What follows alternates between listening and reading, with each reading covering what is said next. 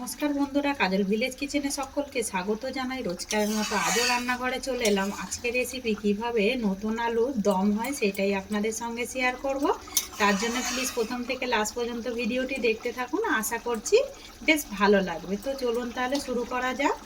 দেখুন, আলুর দম করার জন্য এখানে আমি নতুন আলু নিয়ে নিয়েছি। ছোট ছোট যে আলুগুলো হয় সেই আলুই নিয়েছি। এই আলু দম কিন্তু বেশ খেতে দারুণ লাগে।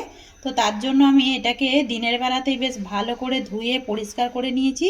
আর দেখুন, অনেকটাই খোলা ছাড়িয়ে নিয়েছি। আর অল্প অল্প যে খোলা লেগে আছে এতে করে কিন্তু কিছু হবে না। আর নতুন আলুর খোলা অনেকটাই কিন্তু পাতলা হয়, এটা মুখে পড়লেও কিছু হবে না। তার জন্য একটা আমি এখানে প্রেসার কুকার নিয়েছি। প্রেসার কুকারের মধ্যে দিয়ে দেবো এই ধুয়ে রাখা আলুগুলোকে। তো এখানে 600 গ্রামের মতো রয়েছে আলু রয়েছে। আলুটাকে দিয়ে দিলাম। এবারে দিয়ে দেব জল। তো দেখুন, জল দিয়ে দিয়েছি। আর এর মধ্যে আমি লবণ দিয়ে দেব। লবণ দিলে পরে আলুর মধ্যে কিন্তু বেশ লবণটা যদি ঢুকে যায় তাতে করে কিন্তু খেতে ভালো লাগবে। আর না হলে কিন্তু সিদ্ধ করার পরে যদি তরকারির মধ্যে দিই তাতে করে কিন্তু আলুগুলো আলোনা আলোনা লাগে, খেতে কিন্তু ভালো লাগে না। তো লবণটা আমি দিয়ে দিলাম। দিয়ে আমি এবারে প্রেসার কুকারের ঢাকনাটা দিয়ে এটাকে আমি 2টো সিটি মেরে নেব। তাতে করে কিন্তু আলুটা বেশ কিন্তু একদম সিদ্ধ হয়ে যাবে। তো দেখুন, 2টো সিটি মেরে নিয়েছি, নামিয়ে নিলাম। এবার আমি কড়াটাকে গরম হতে বসিয়ে দিয়েছি। কড়ার মধ্যে দিয়ে দেব সাদা তেল। আপনারা চাইলে সরষের তেলেও করতে পারেন। আমি এর মধ্যে দিয়ে দিলাম সাদা তেল। আর এই আলুটাকে আমি এই ঝাঁঝরির মধ্যে ভালো করে জলটাকে ঝেড়ে নেব। তেল কিন্তু বেশ গরম হয়ে গেছে। এর মধ্যে আমি কিছু ফোড়ন দেব।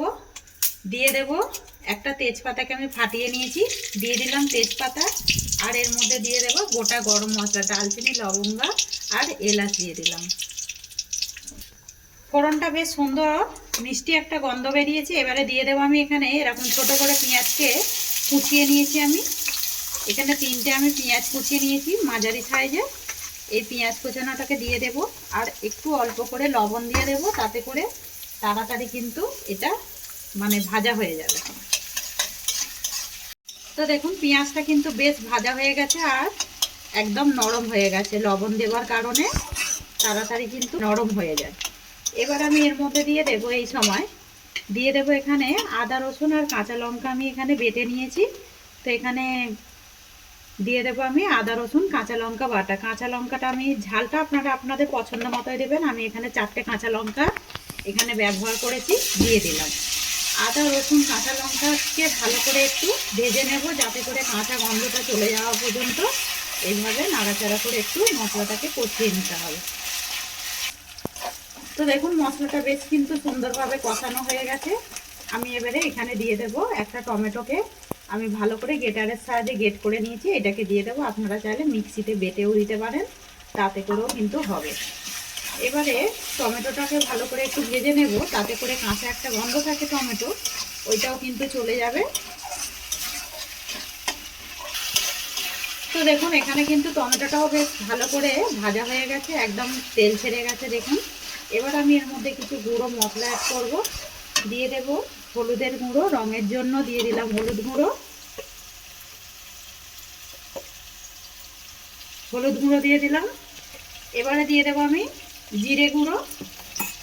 আর দিয়ে দেবো এর মধ্যে কাশ্মীরি লঙ্কার গুঁড়ো। তো আমি যেহেতু কাঁচা লঙ্কা ব্যবহার করছি, রঙের জন্য দিয়ে দিলাম কাশ্মীরি লঙ্কার গুঁড়ো। এতে করে একটা আলুর দমে সুন্দর একটা রং আসবে। তো দেখুন, এবারে গুঁড়ো মশলাগুলো দিয়েও আমি খুব ভালো করে কষিয়ে নেব। তো এই ফাঁকে দিয়ে দেবো আমি এর মধ্যে স্বাদ মতো বা মাপ মতো একটু চিনি। চিনি দিলে পরে কিন্তু বেশ তরকারি স্বাদ ব্যালেন্স রাখে, সব ঠিকঠাক থাকে। দিয়ে দিলাম আমি চিনি। তো এই ছোটো চামচের 1 চামচের মতো দিয়ে দিলাম চিনি। এই চামচের হাফ চামচ হবে আমি চিনি দিয়ে দিলাম। আর দিয়ে দেবো এর মধ্যে স্বাদ মতো লবণ। আমি কিন্তু আলু সিদ্ধর সময় লবণ ব্যবহার করেছিলাম। এবার আমি কষানোর সময় মাপ মতো লবণ দিয়ে দিলাম। আপনারা ঝালটা আর লবণটা কিন্তু মাপ মতোই ব্যবহার করবেন, তাতে করে তরকারি কিন্তু ঠিকঠাক হবে। মশলা থেকে কিন্তু দেখুন একদম তেল ছাড়তে শুরু করেছে, কতটা সুন্দরভাবে মশলাটাও কিন্তু কষানো হয়েছে। দেখুন দারুণ সুন্দর একটা কিন্তু গন্ধও ছেড়েছে। এবার আমি যেই সিদ্ধ করে রাখা আলুগুলোকে দিয়ে দেব, দিয়ে একটু খুব ভালো করে মিশিয়ে নেব। আর এই সময়তে আমি দিয়ে দেব বেশ কিছুটা মটরশুঁটি। দেখুন এখানে আমি মটরশুঁটি ছাড়িয়ে নিয়েছি। তো শীতের সময় যদি না মটরশুঁটি আর ধনেপাতা দেওয়া যায় তাহলে কিন্তু আলুর দমের টেস্টটা ঠিকঠাক থাকে না। এবারে আমি সব কিছু উপকরণগুলোকে দিয়ে একটু কষিয়ে নেব আলুটাকে দিয়ে। তো ঢাকা দিয়ে দেবো এখন। দেখুন আলুটা দিয়ে বেশ মশলার সঙ্গে কিন্তু একটু লো টু মিডিয়ামে আমি ঢাকা দিয়ে দিয়েছিলাম। দেখুন কতটা সুন্দরভাবে আলুগুলো কষানো হয়ে গেছে। এতে করে কিন্তু আলুর টেস্টটা বেশ দারুণ হয়, মশলাগুলোও বেশ কিন্তু এর মধ্যে একদম কষানো হয়ে যায়, স্বাদটা একদম অন্যরকম হয়। এরকম আলুর দম রুটি, লুচি, পরোটার সঙ্গে কিন্তু দারুণ লাগবে, আর মুড়ির সঙ্গেও কিন্তু দারুণ লাগবে। এবার আমি এর মধ্যে বেশ কিছুটা গরম জল আগে থেকে করে রেখেছিলাম, আমি গরম জল দিচ্ছি। আপনারা চাইলে ঠান্ডা জলও কিন্তু ব্যবহার করতে পারেন। তো জলটা দিয়ে দিলাম। এবার আমি ঢাকা দিয়ে দেব। যেহেতু গরম জল দিয়েছি এক্ষুনি ফুটে উঠবে, তারপর আমি এর মধ্যে কিছু অ্যাড করব, সেটাও আমি দেখাচ্ছি। তো দেখুন রংটাও কতটা সুন্দর হয়েছে। দেখুন